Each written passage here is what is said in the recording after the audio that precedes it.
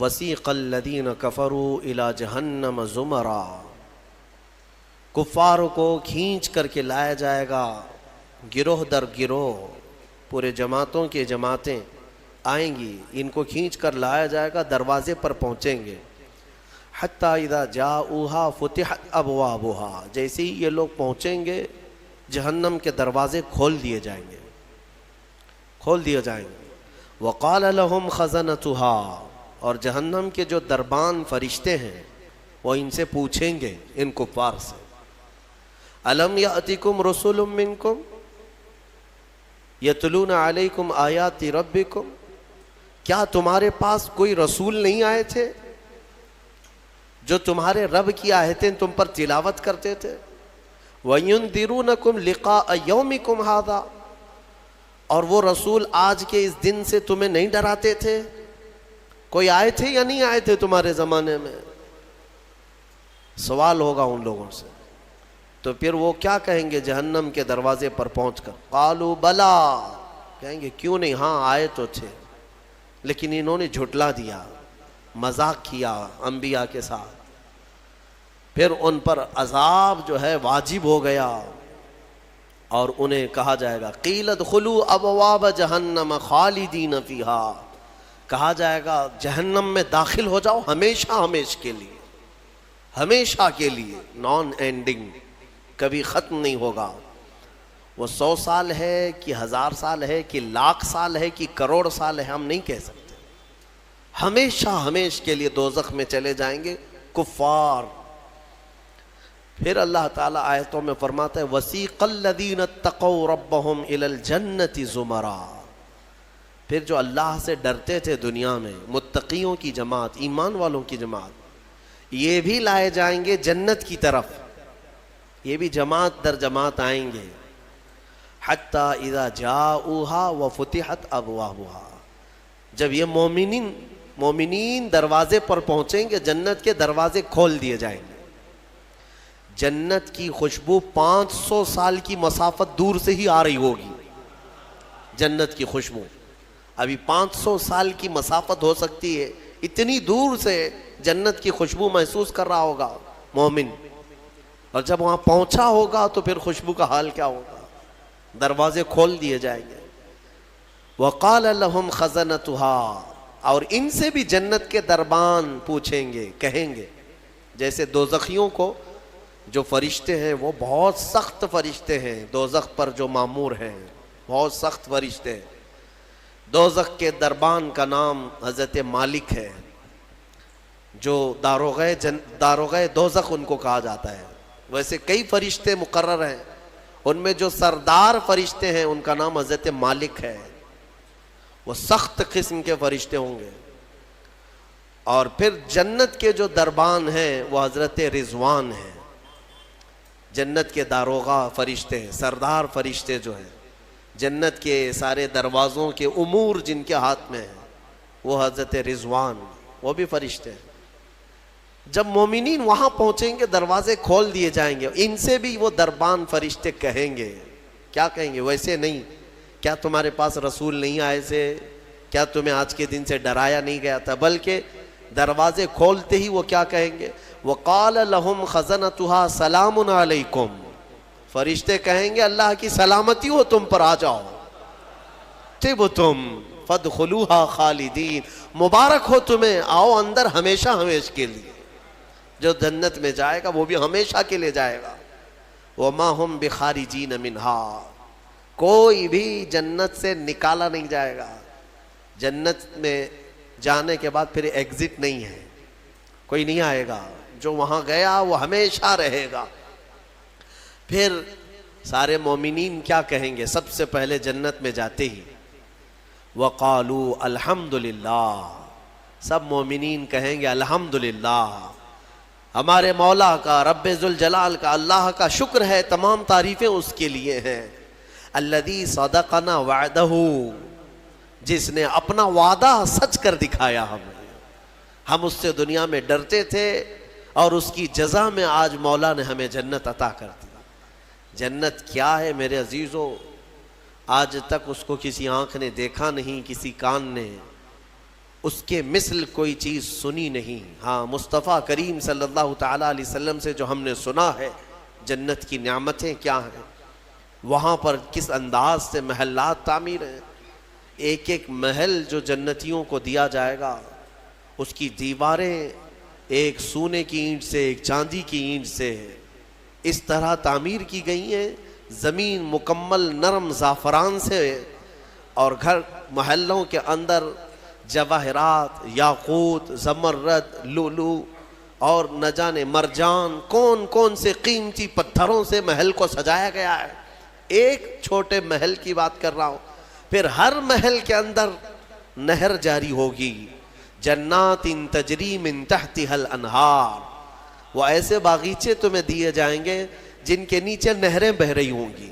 وہ نہریں کس طرح کی؟ ان نہروں کے متعلق کہا گیا ہے دودھ سے زیادہ سفید پانی اور شہد سے زیادہ میٹھا ہوگا, اور جو اس سے پانی پی لے وہ کبھی پیاسا نہ ہوگا. لا نظمأ بعدہ ابدا, اس کے بعد کبھی پیاس نہ لگے اگر اس سے دنیا میں ایک کسی کو پلا دیا جائے. وہ جنت کی نہریں ایک ایک کا سب, ایک ایک جنتی ان سب چیزوں کا مالک ہے. پھر اس کے بارے میں سورہ واقعہ میں ملتا ہے یہ کیسے بیٹھے ہوں گے جنتی. قرآن پاک سورہ واقعہ پڑھو تو آپ کو سمجھ میں آئے گا. ثلۃ من الاولین وقلیل من الآخرین علی سرر موضونۃ متکئین علیہا متقابلین. سریر یعنی دیوان لگائے ہوں گے, ان کے گدے بچھائے گئے ہوں گے بہت ہی اعلیٰ قسم کے. پوری دنیا کے بادشاہ مل کر وہ دیوان نہیں خرید سکیں گے. ان کے پاس اس طرح کا دیوان کبھی آیا نہیں ہوگا. جنتیوں کو بٹھایا جائے, ایک جنتی اس پر مسہری پر بیٹھے ہوگا. متکئین, ٹیک لگائے بیٹھے ہوں گے. یہ جنت کے احوال بیان ہو رہے ہیں. ٹیک لگائے بیٹھے ہوں گے اور آمنے سامنے ہوں گے دوسرے جنتی بھی. دوسرا جنتی اس طرف ہے, ایک جنتی اس طرف ہے, آمنے سامنے ہوں گے. یطوف علیہم ولدان مخلدون, وہاں خوبصورت لڑکے خدمت کے لیے معمور ہوں گی. وحور عین کامثال اللؤلؤ المکنون, اور اللہ فرماتا ہے بڑی بڑی آنکھوں والی حوریں ایسی جیسے کہ چمکدار موتیوں کی طرح. ایک ایک جنتی کو 70 حوریں خدمت میں دی جائیں گی. وہاں پر کیا ہے؟ نہ بیمار ہونا ہے, نہ سر درد آنا ہے, نہ بخار نہ سردی. جنت میں نہ غم ہے نہ کسی چیز کا خوف ہے. خوف کس چیز کا ہوتا ہے؟ مرنے کا ہوتا ہے. موت تو آنی نہیں ہے. کوئی چیز چلی جائے گی, فوت ہو جائے گی تو اس کا غم ہے, وہ چیز ہونا نہیں ہے وہاں پر. ڈر بیماری کا ہے, بیمار ہونا نہیں ہے. پھر پلس کبھی ایسا ہوا کہ پیٹ درد سے آدمی بے چین ہوتا ہے, بے قرار ہوتا ہے. جنت میں نہ کبھی کسی کو پیٹ درد ہونا ہے, نہ کسی کو طہارت استنجا پکانے کی حاجت ہونی ہے, کیونکہ وہ نوری جگہ ہے. جو کھائے گا وہ نور ہی نور ہے, نور ہی نور ہے, اس کا فضلہ نہیں. نور کا فضلہ نہیں ہوتا, کچرا نہیں ہوتا. تو جنت میں کسی چیز کی فکر نہیں. اسی لیے قرآن میں جگہ جگہ اللہ نے فرمایا لا خوف علیہم ولا هم یحزنون, نہ ان پر کسی چیز کا خوف ہوگا نہ کسی چیز کا غم ہوگا.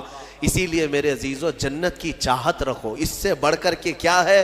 جنت میں ایک محل کیسا دیا جائے گا پتہ ہے؟ جنت فل ہو چکی ہوگی, فل ہو چکی ہوگی. سب سے اخیر میں ایک بندہ آئے گا, حساب دیتے دیتے دیتے زمانہ گزر گیا. جنتی جنت میں جا چکے, سب کا فیصلہ ہو گیا. لاسٹ آنے والا, سب سے اخیر میں آنے والا جنتی پتہ نہیں کتنے 100 سال بعد آئے گا. بخشش ہو گئی, اس کی سزائیں ختم ہو گئیں, اسے بھی نکال کر کے لایا گیا. جنت میں وہ آیا, دیکھا ساری جنت بھری ہوئی, سب کے محلات لگے ہوئے ہیں. ظاہر سی بات ہے انٹرنس پر سیدھے ہی آتے ہی بڑے بڑے محلات اور سب کے نام لگے ہوئے ہیں. یہ حسرت سے دیکھنے لگا, میں بہت تاخیر سے آیا, مجھے جگہ ملے گی یا نہیں ملے گی. سب سے اخیر میں آنے والا جنتی, تو وہ جنت میں اندر آئے گا, رب تبارک و تعالیٰ سے پوچھے گا کہ مولا میری جگہ ہے یا نہیں جنت میں. رب تبارک و تعالیٰ فرماتا ہے جنت میں اس بندے سے پوچھتا ہے تیری کیا خواہش ہے. جنت میں یہ محلات سب کو جو دیے گئے وہ کتنے بڑے ہوں گے میں انداز آپ کو بتاتا ہوں. اس بندے سے پوچھا گیا, وہ بندہ کہتا ہے میرے لیے کوئی جگہ ہے یا نہیں. اللہ تعالیٰ فرماتا اے بندے تو دنیا سے آیا، دنیا میں رہا، زمین پر رہا، زندگی گزارا، وہاں سے آیا، اب تیرے لیے جنت ہو گئی۔ پوری دنیا جتنی بڑی تھی، کیا اتنا بڑا محل تجھے دے دوں؟ جنت میں اتنا بڑا ایک محل تجھے دے دوں؟ وہ خوشی سے مولا کی بارگاہ میں اچھلنے لگا، مولا اتنا بڑا محل، اگر اتنی بڑی نعمت مجھے مل جائے تو کیا کہنے؟ رب تعالیٰ فرماتا، اے بندے کیا تو اس بات پر راضی ہے کہ دنیا کے برابر 2 دنیا برابر میں ایک محل دے دوں؟ دگنا، دنیا جتنی بڑی ہے اس سے بڑی۔ وہ بندہ خوشیوں سے جھومتا جا رہا ہے، یہاں تک کہ رب تعالیٰ اضافہ کرتا جا رہا ہے۔ حدیث پاک میں ہے، اللہ تعالیٰ نے فرمایا کہ پوری دنیا کے برابر 3 گنا بڑا محل تجھے جنت میں دے دوں۔ وہ اش کرنے لگا، مولا یہ میری حیثیت سے زیادہ ہے اور تیرے فضل کے لیے کوئی چیز کمی نہیں ہے۔ پھر مولا تبارک و تعالیٰ حکم دے گا کہ اس بندے کو جو دنیا سے آیا، سب سے اخیر میں آیا، پوری دنیا کے برابر 3 گنا بڑا کر کے اسے محل دیا جائے۔ یہ سب سے اخیر میں آنے والے کا ہے، جو شروع میں جا چکے ہوں گے ان کے محلات کتنے بڑے ہوں گے، اور جنت کی وسعت کو تم اندازہ بھی نہیں کر سکو گے، وہ کتنی بڑی ہے، کتنی چوڑی ہے، نہ تمہارے کیلکولیشن میں آ سکے گا، نہ حساب میں آ سکے گا۔ جنت کو کس قدر پھیلایا گیا ہے میرے عزیزوں۔ اب نعمتیں ایسی ہیں کہ اللہ تعالیٰ فرماتا ہے، جنتی جب جنت میں جائیں گے، کلما رزقوا فیہا من ثمرۃ رزقا قالوا ھذا الذی رزقنا من قبل، جس چیز کی خواہش ہوگی نا وہ ان کا کھانا وہاں سامنے رکھا ہوگا۔ پھل کھانے کی خواہش، وہ جو کھانے کی خواہش کریں گے جنتی، وہ وہاں پر خدمتگار جنت میں لا کر ان کے سامنے رکھ دیں گے۔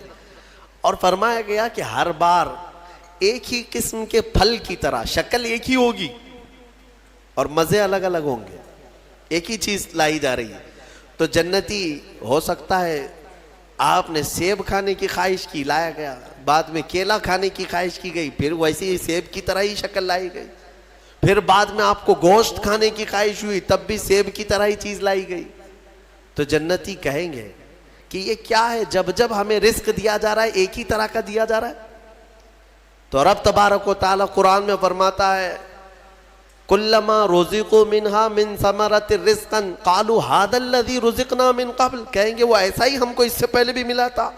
اللہ فرمائے گا وہ ایسا نہیں ہے، وہ اتو متشابہا، بلکہ اس سے ملتا جلتا ہے، لیکن تم کھاؤ، جو تمہارے من میں لذت چاہیے وہ اسی میں مل جائے گی۔ جنت کی نعمتوں کو ہم کیسے بیان کر سکیں میرے عزیزوں۔ پھر اس سے بڑی نعمت یہ ہے کہ جنتی کے لیے اتنی آزادی کہ وہ پوری جنت میں جہاں چاہے گھومے پھرے، سیر کرے، وہاں کے جنت کی نعمتوں کو دیکھے۔ جنتی کی کبھی خواہش ہوگی، وہ عرض کرے گا کہ مولا میں سیر و تفریح کے لیے تیری اولیاء کے دربار دیکھنا چاہتا ہوں، اسے لے جایا جائے گا۔ اللہ تعالیٰ کے جو محبوبین ہیں اولیاء، ان کے پاس جنتی کو لے جایا جائے گا۔ میرے عزیزوں، وہ کیا سہانا منظر ہوگا جب تم غوث پاک کو بھی دیکھ رہے ہو، غریب نواز کو بھی دیکھ رہے ہو، جسے چاہتے ہو اسے دیکھنے کی غرض سے تم جنت میں تفریح کے لیے، سیر کے لیے نکلے ہوں گے۔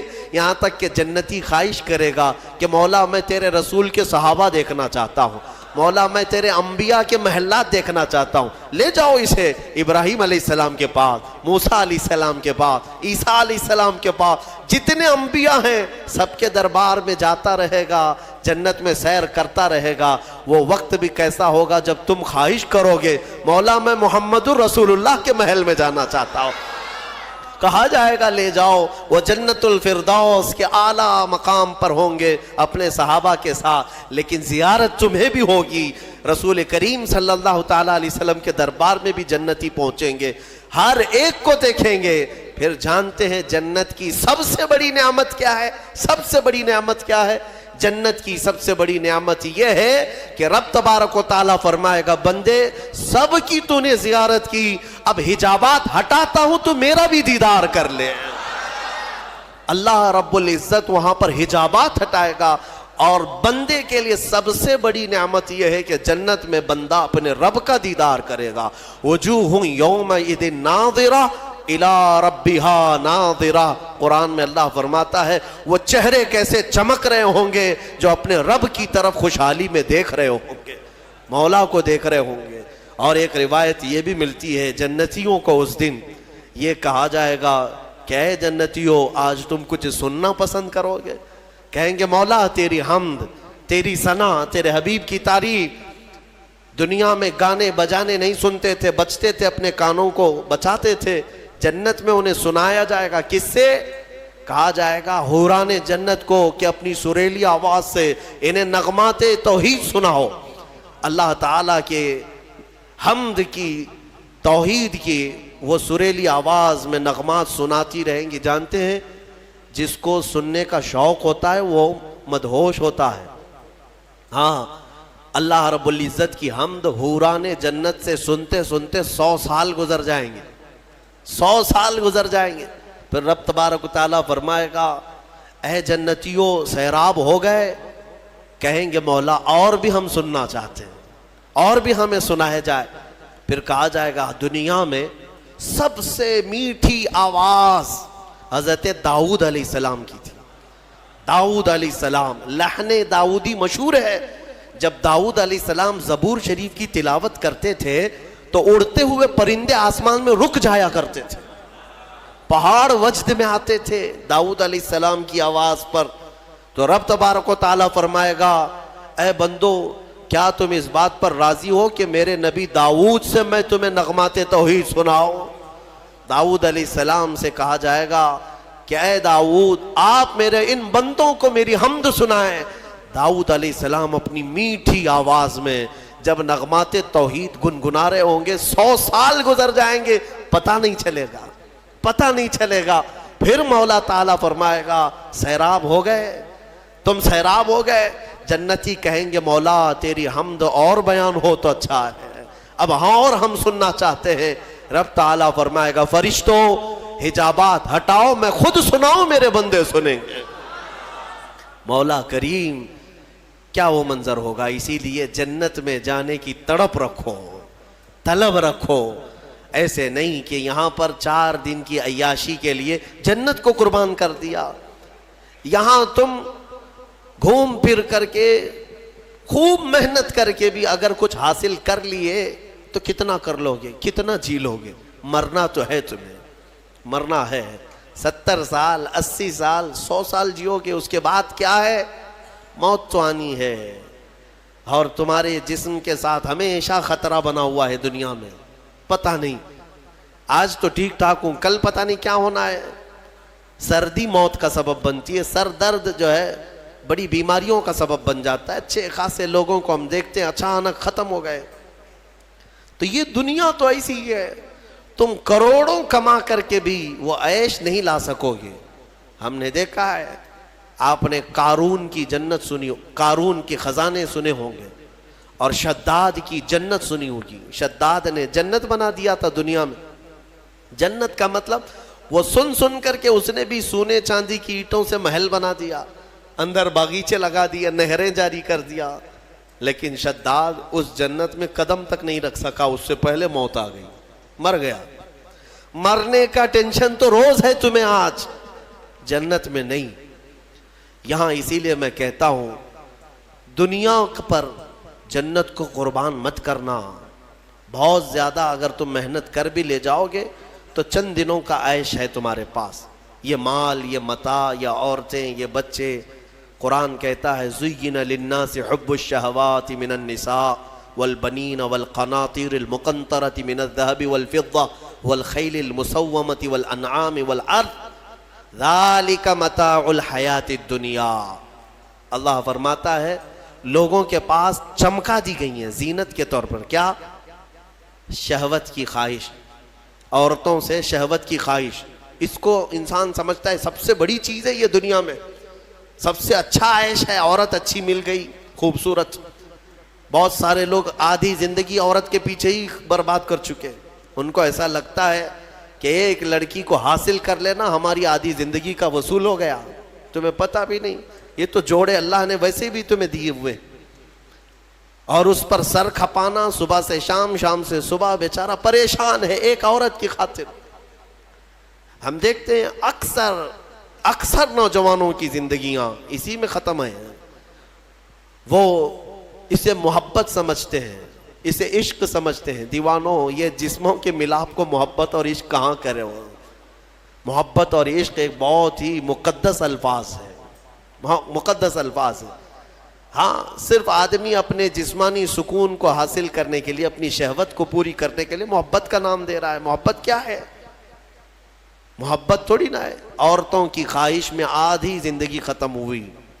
یہ وہی لوگ تو ہیں جو شادی سے پہلے نہ جانے کتنے راتیں جاگتے تھے, پوری رات بات کرتے تھے, پتہ نہیں کتنے وعدے, معاہدے, ایگریمنٹ ہوا کرتے تھے. شادی کے 8 دن کے بعد پھر زندگی چینج ہے. ہو سکتا ہے چند مہینے اچھے بتا لیے ہوں, اس کے بعد تو اب فون پہ بھی بات نہیں کرتا, گھر پہ بھی بات نہیں کرتا. جو گھنٹوں بات کرتا تھا, ہو گئی محبت, ختم ہو گئی. عشق کی داستان ختم ہو گئی. کہاں ہے جو تم پہلے اس کے لیے وعدے کرتے تھے, اب کہاں ہے؟ میرے عزیزو, جسموں کے ملاپ کو جو تم نام دے رہے ہو, اسی کو قرآن کہتا ہے حب الشہوات من النساء. عورتوں سے شہوت پوری کرنے کی خواہش ہے, یہ خواہش ہے. اور اس کے بعد اللہ تعالیٰ فرماتا ہے والبنین, اور بیٹوں کے ذریعے سے آدمی فخر کرتا ہے دنیا میں. میرے اتنے بیٹے ہیں, اس کے اتنے بیٹے ہیں. عربوں میں بھی یہی تھا, بیٹے پیدا ہوں تو اس پر فخر کرنا. دنیا اس پر فخر کرتی ہے, اسی کو مال سمجھتی ہے. والقناطیر المقنطرۃ من الذهب والفضہ, اور سونے چاندی کے زیورات, اس کو سمجھتے ہیں کہ دنیا ہے ہمارے پاس, بہت مال ہے.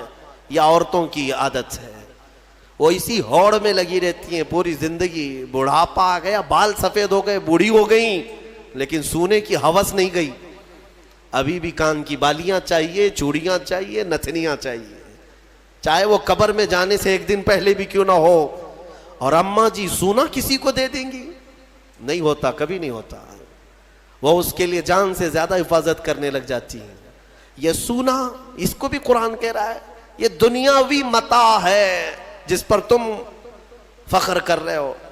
سونے اور چاندی کے زیورات, اندازہ بھی نہیں یہ قبر میں جاتے ہی سانپ بن جائیں گے یہ. ہاں, اللہ تعالیٰ فرماتا ہے والذین یکنزون الذهب والفضہ, جن لوگوں نے سونا اور چاندی کو خزانہ کیا, جمع کیا, ولا ينفقونها فی سبیل اللہ, جو اللہ کی راہ میں اس کی زکوٰۃ نہیں دیتے تھے, فبشرہم بعذاب علیم. اللہ فرماتا ہے حبیب, ان کو دردناک عذاب کی بشارت دے دو. جو لوگ سونا چاندی اکٹھا کر کے رکھتے ہیں, کیا کیا جائے گا؟ یوم یحمى علیہا فی نار جہنم فتکوی بہا جباہہم وجنوبہم وظہورہم. اللہ فرماتا ہے قیامت کے دن جہنم کی آگ بھڑکا کر کے ان کی پیشانیاں, ان کے پیچھے کا حصہ, ان کے بازوؤں کو داغا جائے گا. یہ سونا چاندی کی ذخیرہ اندوزی پر. ہاں, زکوٰۃ دے دیا ہے تو پھر 100 تولے بھی پہنے رہو, ہمیں کیا فرق پڑتا ہے.